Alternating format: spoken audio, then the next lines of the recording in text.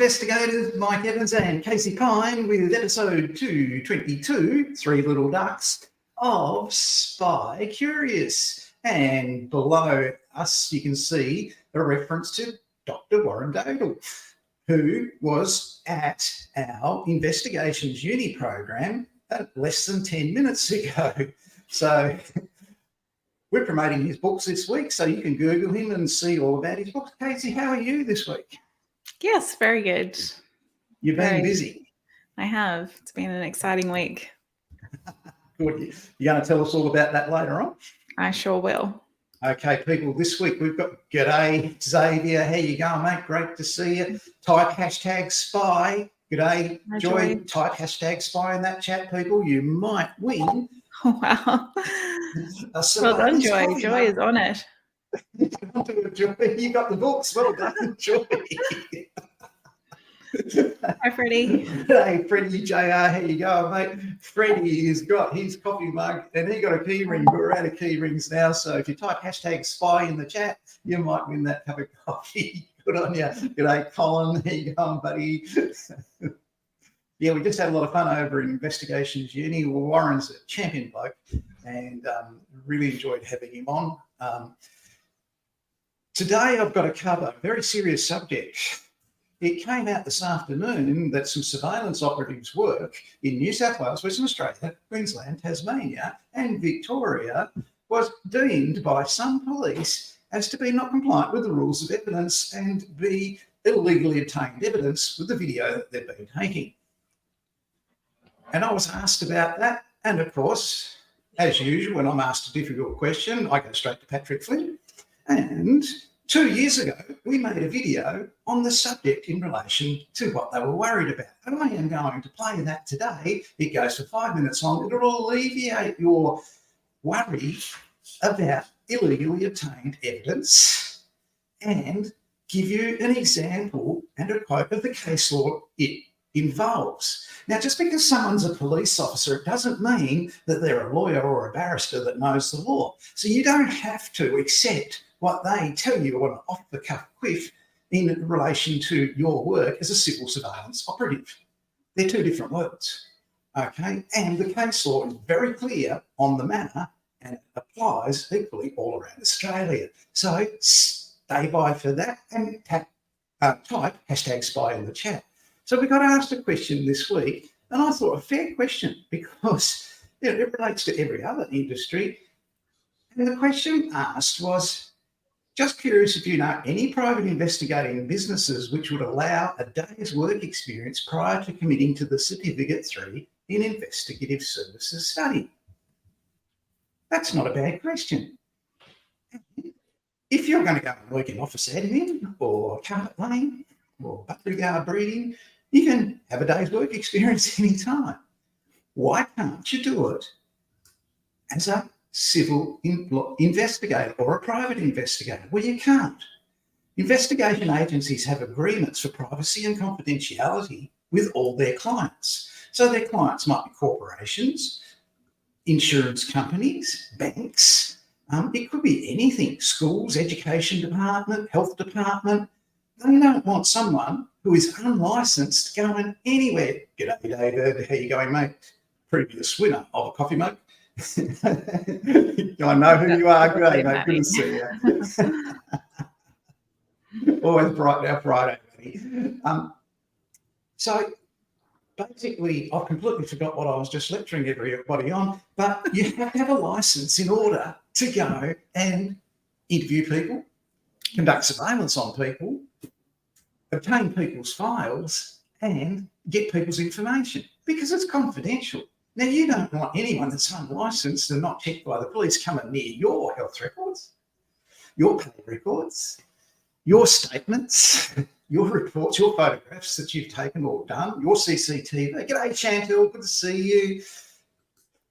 Hope you're well. So you don't want anyone unlicensed coming near that because it's your private confidential information. So the investigation agency cannot take you on as an unlicensed investigator for work experience. They can't.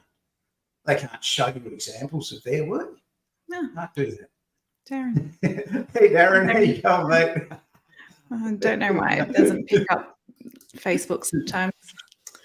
Yeah, sometimes we have trouble with that. I don't know how to do it myself. Well done, Darren. You worked it out. You are a private investigator. You're going to be a very busy one too in your local area. So unlicensed people cannot do work experience in investigation agencies. Now, yeah, someone will come along and say, oh, yeah, we had someone back in 1962, righto. What about everyone's children that sees their reports at home and all that? No, they can't, right? The clients demand that all that information is kept in a locked safe, in a separate office that's locked, and they go around and they check it and they inspect it for the ones that work at home. So they're very, very hard on Suncorp, Metway, Allianz, QBE, they all check that sort of thing out. And you breach those rules as an investigation agency with a contract with them, then you won't have a contract anymore. It only has to be once and you'll have no more work. So good question, but I hope that explains the reason why not. The other question I got this week was, do private investigators have licenses? Yes, my word, they do. They have a license which they apply for after they get their qualification and are checked by the government as a fit prop person to hold an investigation license. So the police do background checks and all that sort of thing as part of the process. And there is a photographic ID license which must be produced on demand. So if someone asks to see you, your private investigator license, if you are purporting to be a private investigator, there's Casey's license, which she's just produced on demand. If someone asks to see that, you must produce it and show it. Let's have a look at some jobs that are available for private investigators this week. There's some beauties. This is an amazing work from home opportunity with vendor management. They've employed every one of our students that's applied to them at the Australian Security Academy. They're a great team at vendor management. They are supportive, they'll help you to succeed in the industry, and they have got work for licensed case officers to work from home all around Australia in investigations. So you'll be basically documenting verbal versions of events in statement form, reviewing claim documents, conducting detailed desktop investigations, conducting recorded interviews with the insured online through their case management system. So great opportunity. You don't even have to drive anywhere with a wonderful team, Asher and everybody else at Vendor Management in Brisbane, Queensland, seeking investigators all around Australia. Highly recommend that company to work for you. You'll never regret it. Put your application in. If you're an Australian Security Academy student, graduate, you'll go right to the top of the list. Casey, what have you got to tell us this week? Yeah, I just want to actually just back up what you just said, because I get that question quite a bit, actually. So people don't understand that we are a regulated industry and that we do have to have a license. And we talk a lot about morals and things like that, but that's because it's not because we're unregulated. It's because there are lots of issues that come up that we just haven't had to deal with as an industry yet. And we want to be prepared for those, such as your coercive control or your cyberbullying and things like that. We have to look at our morals and our code of ethics for things that are coming up, issues that are coming up that we have to deal with. But we are a regulated industry, but we also are very responsible and educated industry. So I just thought I'd add my 2 cents there. So I have a little OSINT tip. I'm not sure if I've spoken about this before, but it's one of my first favorite resources. And I also have some self-fulfilling news. What is the best course for OSINT? That is easily OSINT Combine for Australians. They are brilliant. Chris Poulter, you can connect with him on LinkedIn and watch everything that he does. He's getting more trainers all the time. And I've done all of my OSINT courses through him, as well as I've done so many other little things that you see come up just in your time, as like if you're as obsessed as I am. There's just lots of little things, but a really good foundational course where you will get a certificate. They're not nationally recognized. They're not a registered training organization, but they are a very good organization to learn through. So that's OSINT Combine. And my news this week is I have been selected as a finalist to go down and pitch Quick Look, which is my mini background check and ID verification service for dating, down at in Sydney in a couple of weeks' time, to get some money to help. I can win a grant to help grow Quick Look and get the word out there to help protect people from scams and recidivism while dating, and also just generally interacting online. I am expanding out the service to people that feel like they are maybe being scammed, like on a marketplace or things like that. So super exciting news for Visa. Thanks, Joy, to not only to invite me to apply for this grant and this opportunity, but to actually make it as a finalist is just a real good hat tip. Thank you, Joy, in my direction, just to keep going. I'm very passionate about protecting people, and as a private investigator and an OSINT investigator, I know that I can make a difference, because Australians are just losing money and their livelihoods hand over fist, as we all know. So it's a very exciting opportunity. So on the 11th, keep me in your thoughts because I will be pitching down in Sydney, which will be quite scary, but I will work very hard. So, Casey, you had to do a pitch to enter that competition in Queensland, and basically you won the Queensland leg of that competition to get to the national one. Is that what it was, or what happened? I had to do an application and create a video. It's quite Shark Tank-like in the application process, and it was me and 3 other women that were put forward by the Accelerator for Enterprising Women, which is really cool. So they're a great government-funded foundation, that help female founders get funding, because getting funding for startups in Australia as a female founder can be very difficult because of the venture capital world is quite male orientated. So there are lots of things popping up to help women bring this kind of stuff to light. So it's really exciting. Yeah, they said they're very excited to meet me and hear more about Quick Look. So yeah. Okay, so we've been asked another question with your OSINT Combine, okay, the course you named. So can you, just while Pat's talking later on, can you type in the name of that course that you said? People, if you ever miss anything, during these programs, like one of my really funny jokes, and you just kept laughing and you couldn't remember it because it was so funny, you can replay it at any time. So just jump onto YouTube, the Australian Security Academy YouTube channel, which says 278,000 views so far, and replay it and write the joke down. So that's possible. So just if you do miss something, okay, you can always replay it. So keep that in mind. And Casey will put that up in a little while. So good on you, Casey. Congratulations. That's well done. We'll come back for your tips in a minute. I'll just jump into some jobs. So.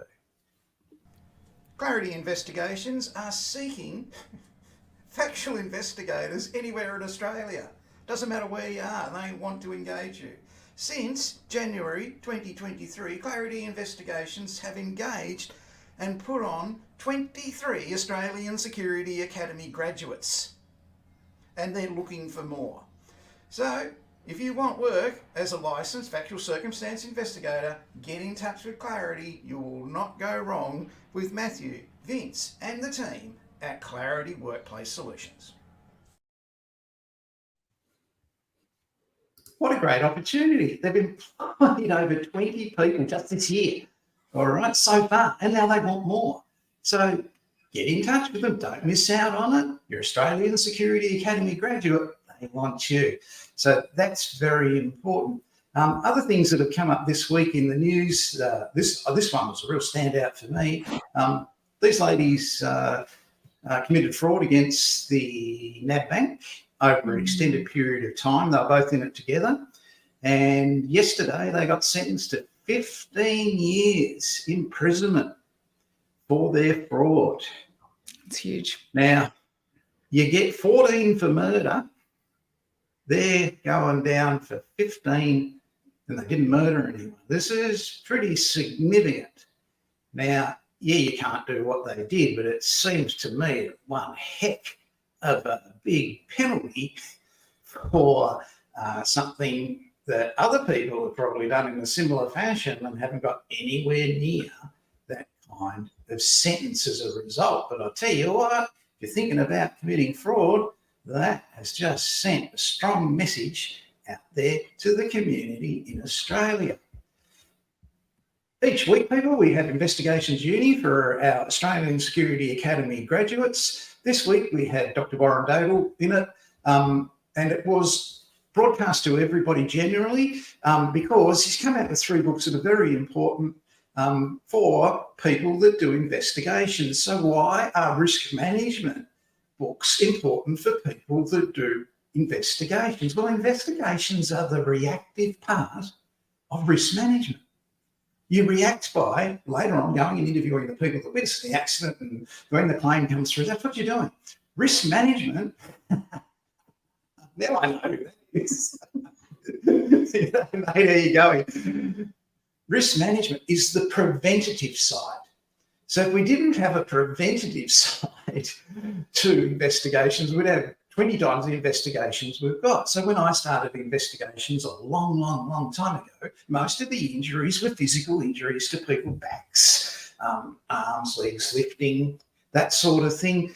They were physical injuries. But with workplace health and safety laws and acts and legislation coming in now, some 30 years later, we don't have that as much anymore. And today, most of the injuries are psychological injuries, apart from the investigations we get with code of conduct and internal dispute resolution, that sort of thing. So it's ever evolving, ever changing. And as you can see, Dr. Warren, below me, and Casey, he talks about that in his book, The Evolving Landscape.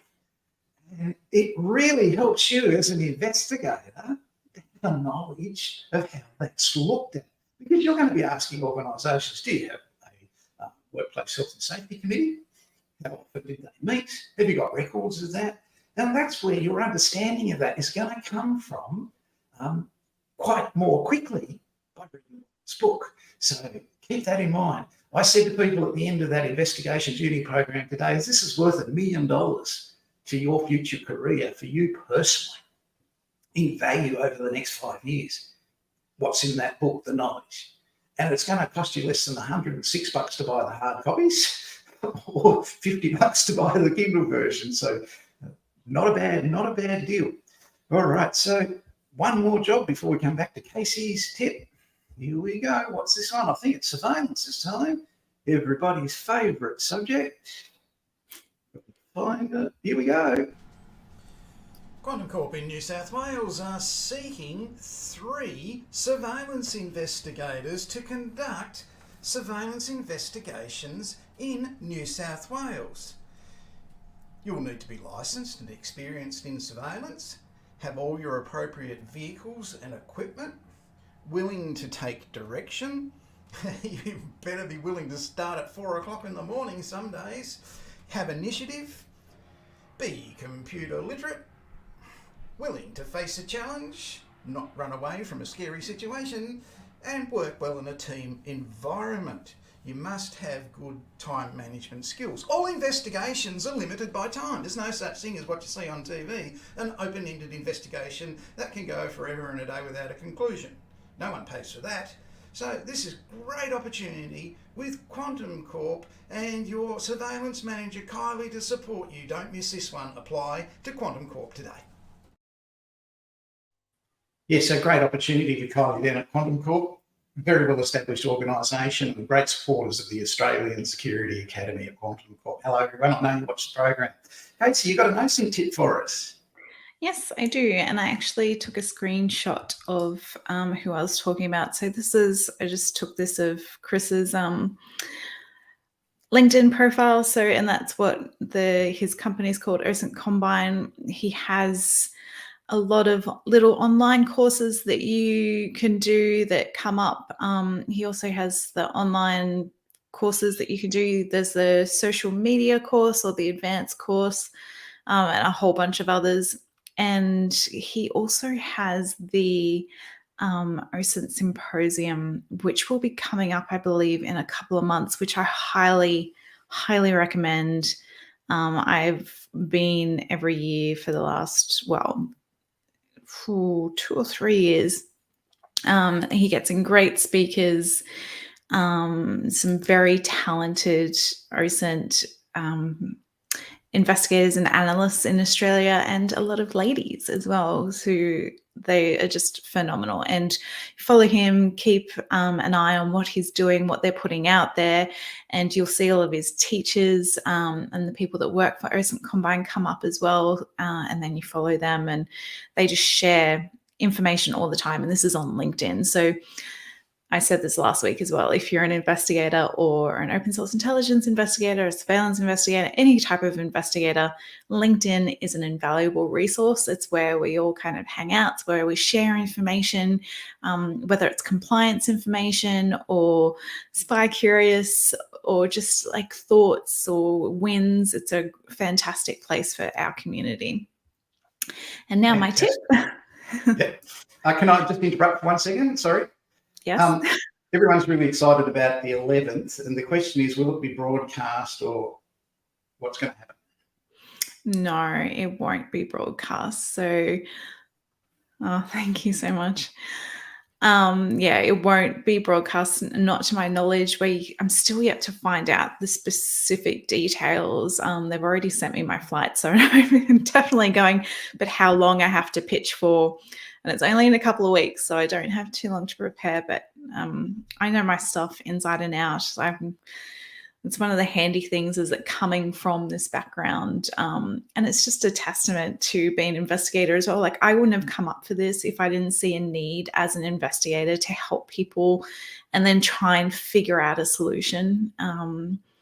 So it's just another thing that we can do as investigators is you'll see problems come up all the time. You'll have clients come to you, whether it's corporate or individual clients, with an issue, and you go, oh, well, I can actually solve that. And if it's something that comes up over and over again, how can you solve it on a bigger scale? So there's just so much to our industry, more than just factual or surveillance investigations. So as like Dr. Warren with his compliance and things like that, it's all very fascinating. I know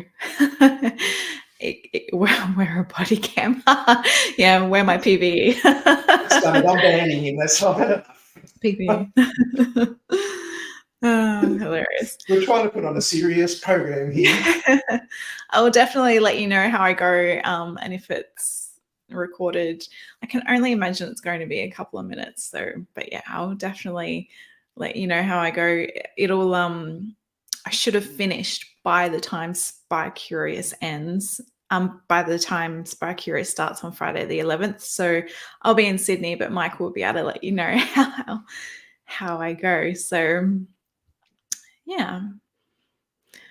Okay, your tip. My tip.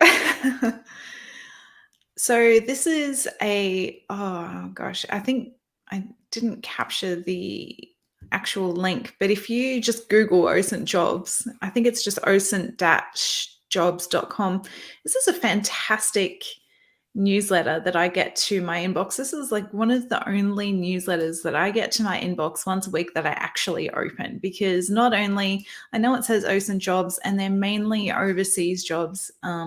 You might occasionally come across like a Pan Pacific job that's relevant to us, but not too often. But the real gold is in the newsletter, because they have handpicked selections every single week about OSINT tips, different tools that are coming out, exploring the dark sides of OSINT tools and techniques for unmasking dark web operators. And it's just a fantastic resource that is free.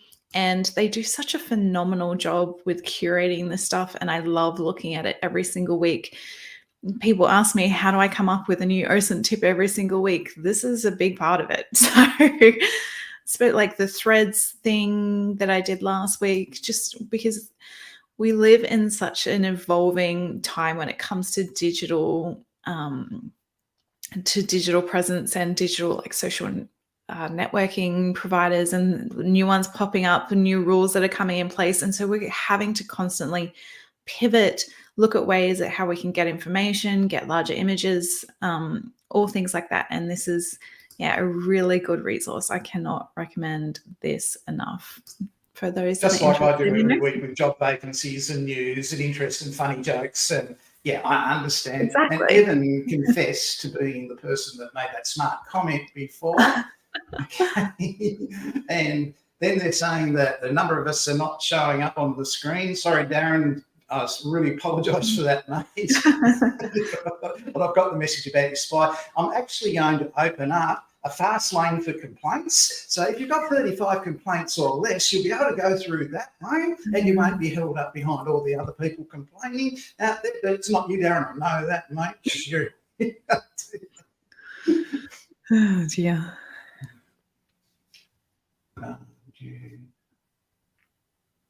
No, don't know. I don't know. Or no, I'll have to look. Yeah, we'll have to have a look at that. Thanks, Joy. So, people, today, out of nowhere, a police officer has suggested that surveillance investigators operating on a major project of retail profit protection around Australia, which every business has a right to have, a police officer has decided to say that the evidence they're gathering doesn't conform with the rules of evidence. Now, just because a police officer says that doesn't mean it's real, okay? And you don't accept that because he's not a barrister and he's not familiar with the law and he doesn't know that from that point of view. There is case law in relation to what that police officer is saying can't happen. Now, let me introduce you to the world of police. They want to get attention to get a promotion.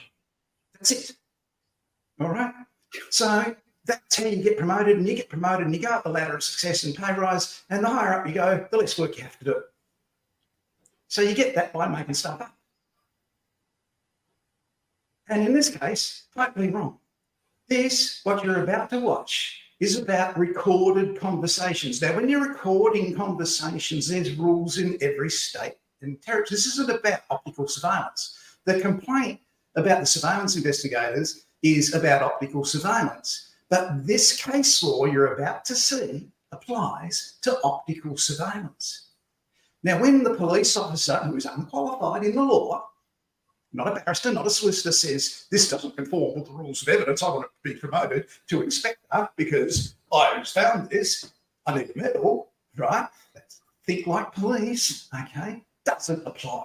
Let's have a look what the professional says about what happens in relation to illegally obtained recordings by the use of a listening device. However, Bunning v Cross is a game changer.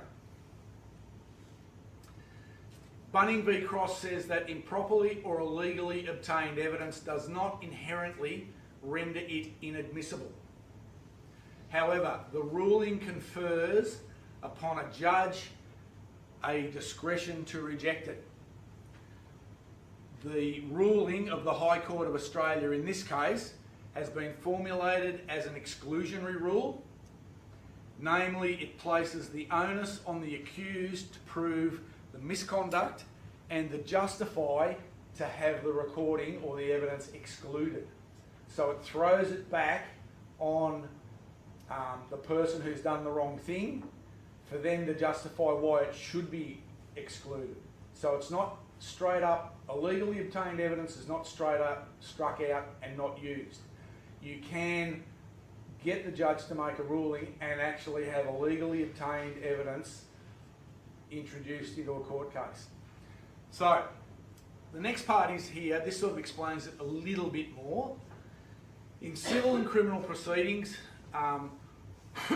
evidence that was obtained improperly or illegally is not to be admitted unless the desirability of admitting the evidence outweighs the undesirability of admitting the evidence. So given the manner in which it was obtained. So if it's been illegally recorded, quite often, depending on the seriousness of what that evidence reveals, it will get in, it will be admissible, and it will be ruled admissible. So when the judges make decisions in regards to that discretionary rule as to whether they're going to allow it or they're not, the three main things they look at here that they take into account is the probative value of the evidence. So if you have an illegal recording, but that illegal recording really goes to prove something really serious, the probative value of that recording is much stronger than the fact of the illegal recording. The second thing they'll look at is in the importance of the evidence in the proceeding. So if there's no other evidence and that really has really strong probative value, you can use that and it will be admitted, and they will take that into account. And again, the last part, the gravity or impropriety of the contravention. I recently did a program in the ACT where they have very similar legislation down there where you've got to get consent and everything like that. They don't have the Surveillance Devices Act in Canberra, they have the Listening Devices Act. But the question came up in respect to how do we go when we have a claimant who lives next door to a person who's been cruel to an animal, and they climb the fence and they go and take video of the cruelty or the neglect or the non-feeding, non-watering of the animal, and then they go back over the fence and they give that video to us. They all said, can we use it? And I said, Bunning v Cross. I said, a trespass by climbing across the fence and taking some video of animal cruelty, I said, that'll get up, no problem. I said, do me a favour. I said, ring your legal advisor at the RSPCA, and I said, ask them that question and say, does Bunning v Cross apply? And they came back from lunch, and one of them, who was the team leader, said, yep, our legal advisor said they would use it definitely. It would get up, not a problem. So Bunning v Cross is your sort of, that's your little bit of a backstop in case, things are a little bit iffy. So that implied consent thing, if that becomes a point of challenge or a point of issue, you've always got Bunning v Cross in the background to just back that up a little bit. Legislation regulating the use of listening devices differs from state to state. You must know and understand.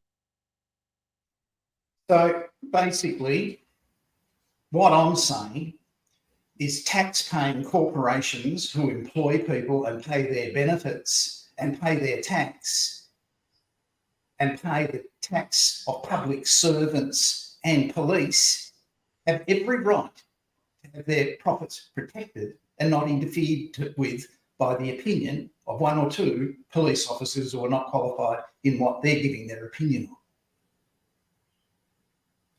So effectively, that's what I'm saying, okay? Do not listen to what you've been told by them.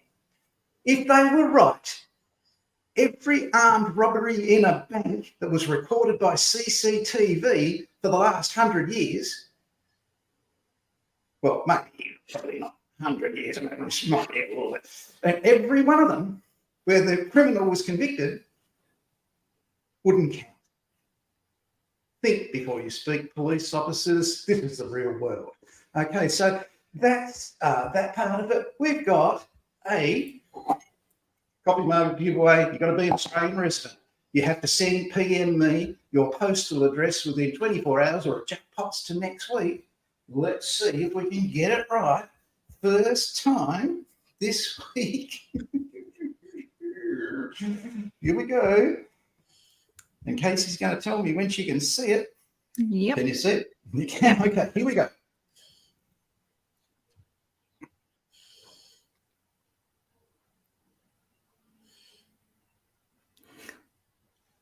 Colin. Very good. Well done, Colin. If that was only the $60 million in Lotto last night, mate, would be better. But it's still pretty good. So congratulations, Colin. That's fantastic. Been a long program today. I hope you've enjoyed it. I hope you understand that as a private investigator, you have rights. You don't have someone who's unqualified telling you what to do. Good on you, Colin. Well done.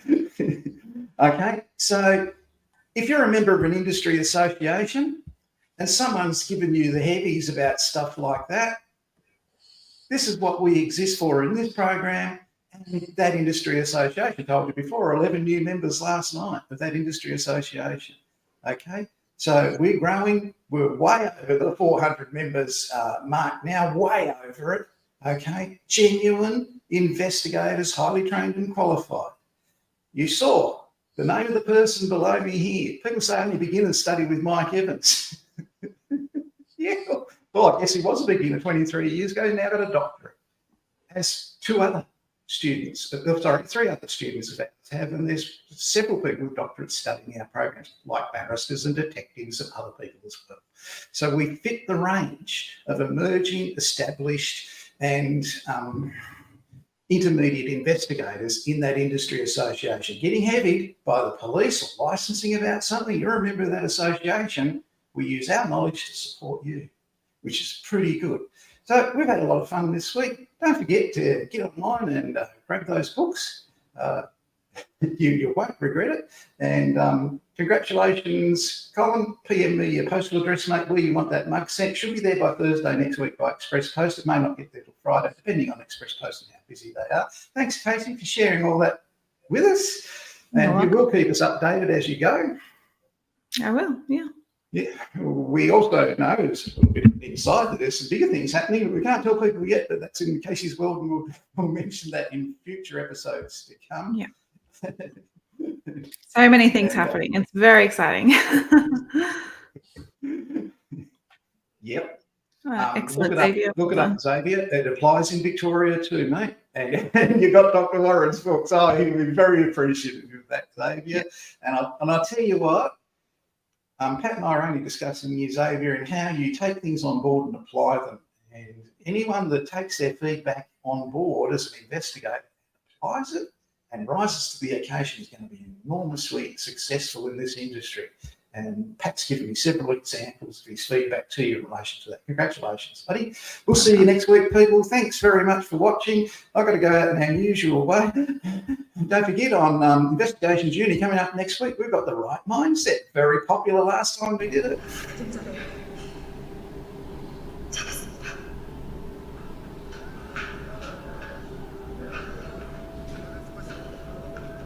작전 종료. 전원 복귀할 것.